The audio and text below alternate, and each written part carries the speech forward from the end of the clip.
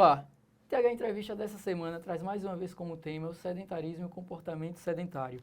Em março do ano passado, a gente conversou com o profissional da educação física, Matheus Silva, que é especialista em treinamento para grupos especiais e fisiologia do exercício sobre a temática voltada para o grupo da terceira idade.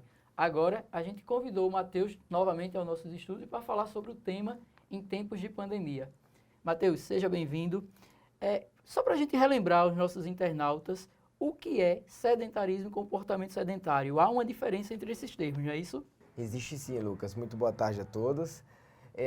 Lucas, para ficar melhor e as pessoas que possam entender melhor em casa, antes de falar o que seria sedentarismo e comportamento sedentário, eu vou falar o que seria uma pessoa fisicamente ativa. Né? Segundo o Colégio Americano de Medicina do Esporte, a Organização Mundial da Saúde, o indivíduo para ser considerado suficientemente ativo ou fisicamente ativo, ele deve realizar 150 minutos de atividades aeróbicas, ou seja, 30 minutos por dia, 5 vezes 30, 150 minutos de atividades aeróbicas.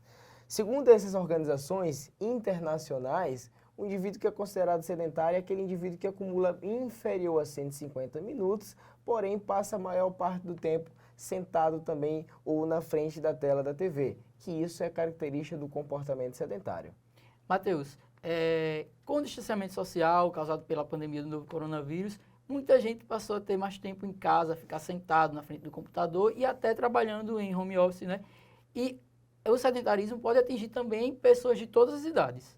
Exatamente, Lucas. É um grupo que eu me preocupo muito, que é o idoso, né? E até as crianças mesmo que precisam praticar atividade física ao dobro quando comparado ao adulto. O adulto precisa realizar 150 minutos quando a criança precisa realizar 300 minutos por semana.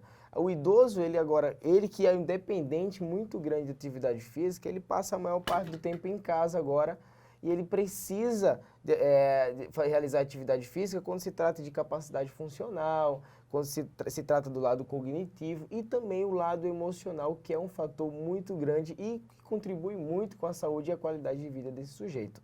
Em tempos de pandemia é importante a gente falar desse assunto porque há uma relação direta, né, entre o sedentarismo, o comportamento sedentário e o Covid-19. Exatamente, Lucas. As pessoas estão mais em casa e as pessoas passam mais tempo deitado ou sentado ou ali na frente da TV, até com atividades laborais, né, atividades do trabalho.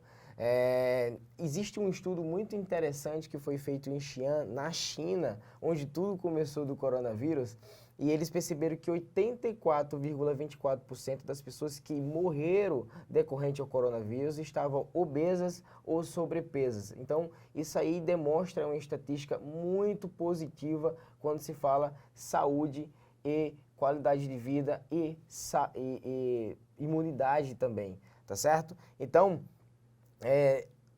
obesidade não está só relacionada ao lado estético, mas sim também como porta de oportunidade para esse coronavírus.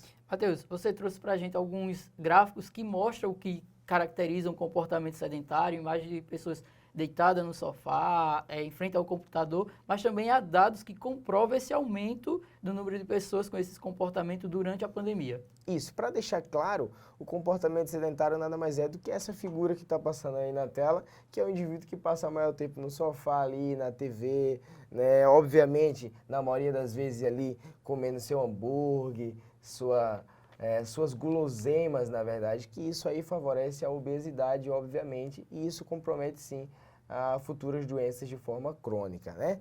E esse gráfico muito interessante, onde ele mostra aí dramaticamente o quanto que o nível de atividade física desses países aí diminuíram. Pra você ter ideia, o Brasil é o quarto país com índice de obesidade do mundo e já diminuiu 15%. Então, para um país que não estava legal aí no ranking quando se trata de obesidade, menos 15% de pessoas fisicamente ativas é preocupante futuramente, principalmente numa época onde isso aí é primordial. Professor, é interessante também a gente debater e explicar que as pessoas que fazem alguma atividade física acreditam que, por fazer, não vai ter comportamento sedentário ou não vai ser sedentário. Mas existe um tempo, existe fatores que o indivíduo, que demonstra que o indivíduo é insuficientemente ativo. Exatamente, Lucas. Muito interessante sua pergunta.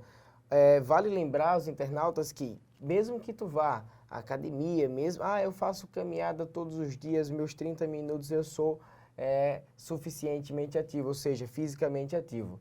Cuidado com essa autoclassificação, tá bom? Pessoas que realizam atividade física, independente de ser 30 minutos, 1 hora, ser independente da atividade, porém essas pessoas passam a maior parte do tempo sentada, e sinto muito informar, mas elas são classificadas como sedentárias. Professor, quais os principais riscos, principalmente para as pessoas do grupo de risco que não estão se exercitando durante a pandemia? Bom, Lucas, é muito interessante porque tem um estudo muito interessante onde o indivíduo, o pesquisador, ele avaliou 1.468 brasileiros no primeiro mês da pandemia. E ele percebeu que o estresse ele aumentou em 40%, o nível de ansiedade aumentou em 71% e os níveis de depressão aumentaram em 90%. E as pessoas que se mantiveram durante o período do isolamento social fisicamente ativa, teve melhora nos aspectos imunológicos, adoeceram menos e também nos aspectos emocionais. Então tá aí a importância da atividade física, tanto para essas pessoas que estão ainda isoladas, ou seja, os idosos, os grupos de riscos aí, quanto pessoas que ainda não se sentem seguras para saírem na rua.